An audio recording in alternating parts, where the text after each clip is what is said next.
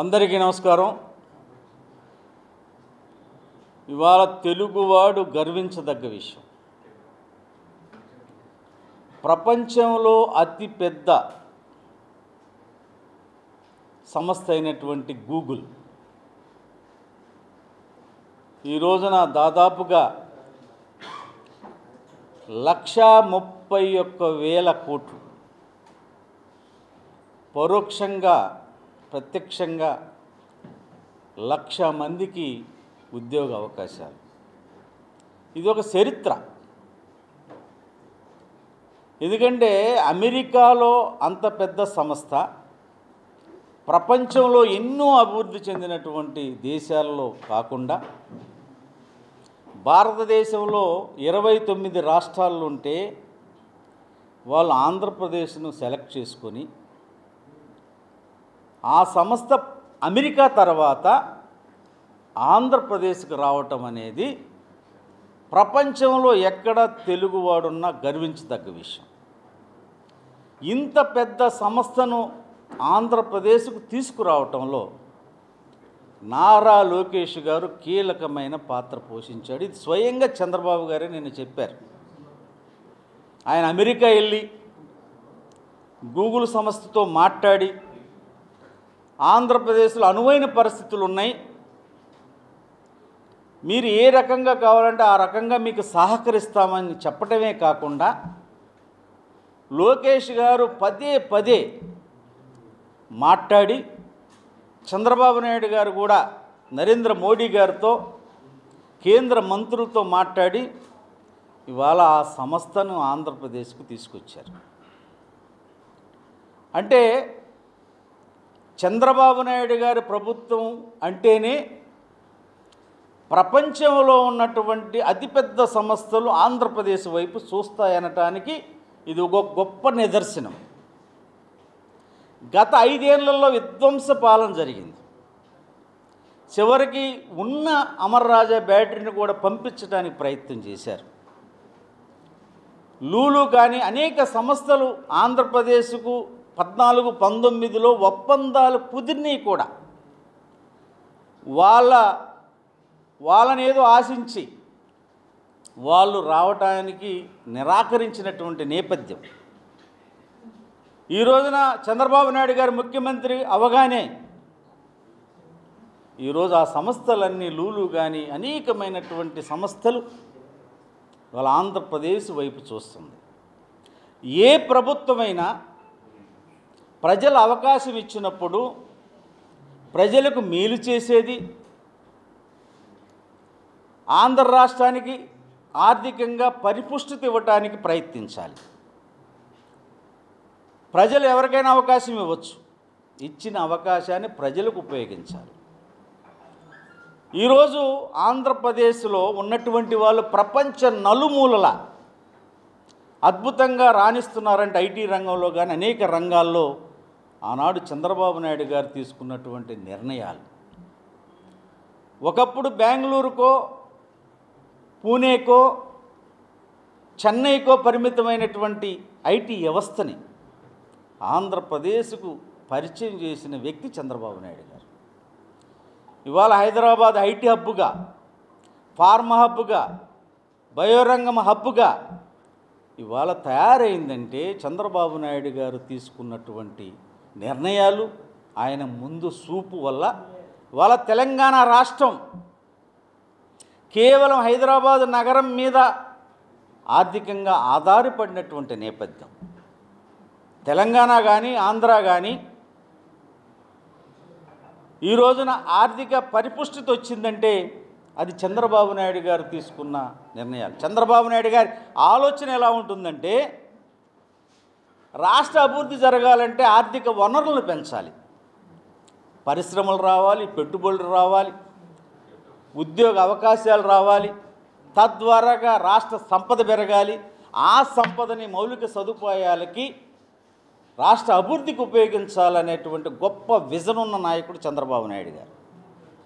గతంలో ప్రభుత్వాలు ఏంటంటే మనకేంటి లాభం, దోసుకోవాలి దాచుకోవాలనేది గత ప్రభుత్వం యొక్క మనుగడ. కాబట్టే ఈ రాష్ట్రానికి 10 లక్షల కోట్ల అప్పు. అనేక స్కాములు చేసి వాళ్ళ రాష్ట్రాన్ని ఆర్థిక ఇబ్బందుల్లో పెట్టినటువంటిది వైఎస్ఆర్ కాంగ్రెస్ పార్టీ, జగన్మోహన్ రెడ్డి. ఈ రోజున నారా లోకేష్ గారు విద్యాశాఖ మంత్రిగా ఇవాళ విద్యను ఇవ్వటమే కాదు ప్రజలకి, పిల్లలకి, ఆ విద్య పూర్తయిన తర్వాత వాడు ఉద్యోగ అవకాశం కల్పించాలి. ఇవాళ ఏదైతే ఎస్సీ, బీసీ, ఎస్టీ, మైనారిటీ బిడ్డలు, ఆ తల్లిదండ్రులు వాళ్ళ పడుతున్న శ్రమ బిడ్డలు పడకూడదని ఎంతో కష్టపడి అప్పులు చేసి బిడ్డల్ని ఉన్నతమైనటువంటి చదువులు చదివిస్తూ ఉన్నారు. ఆ ఉన్నతమైన చదువులు చదివిన బిడ్డలకి ఉద్యోగ అవకాశాలు కల్పించాలంటే ఇవాళ ఇటువంటి సంస్థలు ఆంధ్రప్రదేశ్కు రావాలి. వాళ్ళ విశాఖపట్నాన్ని ఒక ఐటీ హబ్గా తయారు చేయాలనేటువంటి ఒక సంకల్పంతో నారా లోకేష్ గారు విద్యాశాఖ మంత్రిగా, ఐటీ మంత్రిగా ఈరోజు ఆయన చేస్తున్నటువంటి కృషి నిజంగా అందరూ కూడా ప్రశంసించవలసిందే. ఆంధ్రప్రదేశ్ యువత మొత్తం నారా లోకేష్ గారి వైపు చూసేటువంటి పరిస్థితికి ఆయన కష్టపడుతుంటే, ఆర్థిక ఇబ్బందుల్లో ఉన్నటువంటి ఈ రాష్ట్రాన్ని ముందుకు తీసుకెళ్ళడానికి చంద్రబాబు నాయుడు గారు కష్టపడుతుంటే, అప్పులున్నా కూడా ఏదైతే సూపర్ 6 ఉందో చంద్రబాబు నాయుడు గారి ఎలక్షన్లో ప్రజలకు మాటిచ్చారో ఆ మాట నిలబెట్టుకుంటానికి ఇబ్బందులున్నా వాళ్ళ సూపర్ 6 అమలు చేసినటువంటి ఈ నేపథ్యంలో వాళ్ళ వైఎస్ఆర్ కాంగ్రెస్ పార్టీ కుట్రపూరితమైనటువంటి చర్యలు, ఈరోజు దొంగతనం చేసి దొంగ దొంగ అరిసినట్లుగా మాట్లాడుతున్నారు.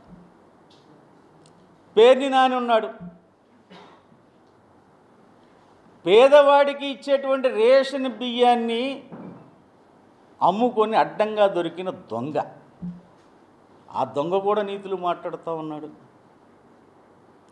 జోగి రమేష్ ఇవాళ ఇబ్రహీంపట్నంలో నకిలీ మద్యం మాఫియాలాగా తయారైన వ్యక్తి ఆయన ప్రెస్ ముందుకు వచ్చి నీతులు మాట్లాడుతూ ఉన్నారు. ఇవాళ వైసీపీ వాళ్ళు దెయ్యాలు వేదాలు వల్లిచ్చినట్లుగా అవినీతిలో కూరుకుపోయినటువంటి వైసీపీ నాయకులు ఏ ముఖం పెట్టుకొని మాట్లాడుతున్నారని అడుగుతా ఉన్నాను.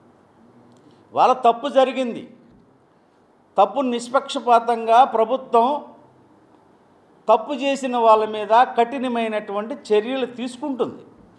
ప్రభుత్వం తప్పు చేయలే, కానీ గతంలో వైసీపీ ప్రభుత్వం తప్పు చేసింది. లిక్కర్లో 3,500 కోట్లు స్కామ్ అయితే మిథున్ రెడ్డి, సజ్జల కొడుకు ఇంకా అనేక మంది వాళ్ళ జైల్లో ఉన్నారు, అధికారులు ఉన్నారు. ఈ రకమైనటువంటి వాళ్ళ నాయకులతో పాటు అధికారులను కూడా జైలుకు పంపించేటువంటి సంస్కృతి కలిగినటువంటి వైఎస్ఆర్ కాంగ్రెస్ పార్టీ ఇవాళ మీరు మాట్లాడే నైతిక హక్కు మీకు లేదు. ఇవాళ ఈ ప్రభుత్వం, కూటమి ప్రభుత్వం, పవన్ కళ్యాణ్ గారు కానీ చంద్రబాబు నాయుడు గారు కానీ బీజేపీ, ఈ కూటమి ప్రభుత్వం ఇది ప్రజాప్రభుత్వం. ప్రజల సంక్షేమం కోసం, రాష్ట్ర అభివృద్ధి కోసం, ఈ రాష్ట్రంలో శాంతి భద్రతలను కాపాడటం కోసం, శాంతి భద్రతలు విఘాతం కలగకుండా ఉంటే ఇతర దేశాల నుంచి, ఇతర రాష్ట్రాల నుంచి పెట్టుబడులు వస్తాయి. జగన్మోహన్ రెడ్డికి ఎంత అసూయ అంటే ఈ రాష్ట్రానికి ఏ పరిశ్రమ రాకూడదు, ఈ రాష్ట్రం అభివృద్ధి చెందకూడదని ఎవడైనా కోరుకుంటే ఈ రాష్ట్రంలో ఒక జగన్మోహన్ రెడ్డి కోరుకుంటాం. వాళ్ళకి అభివృద్ధి అక్కర్లేదు, వాళ్ళకు సొంత లాభం కోసం వాళ్ళు చేశారు. ఇవాళ వైసీపీ నాయకులు కానీ జగన్మోహన్ రెడ్డి కానీ చాలా కుట్రలు చేస్తున్నారు ఈ ఆంధ్రప్రదేశ్ అభివృద్ధిని ఆపాలని. నారా చంద్రబాబు గారి నాయకత్వంలో ఈ అభివృద్ధిని ఆపటం అంటే మీరు సూర్యకాంతిని అరిచేతితో ఆపినట్టు, అది జరిగే పని కాదు. ఈరోజు విజన్ 2047 ఎలా ఉండాలి ఆంధ్రప్రదేశ్ అనేది వాళ్ళ ఏవి కానీ అన్ని రకాలుగా రాష్ట్రాన్ని అభివృద్ధి చేయాలి. అన్నిటికి మించి అమరావతిని అభివృద్ధి చేయాలి.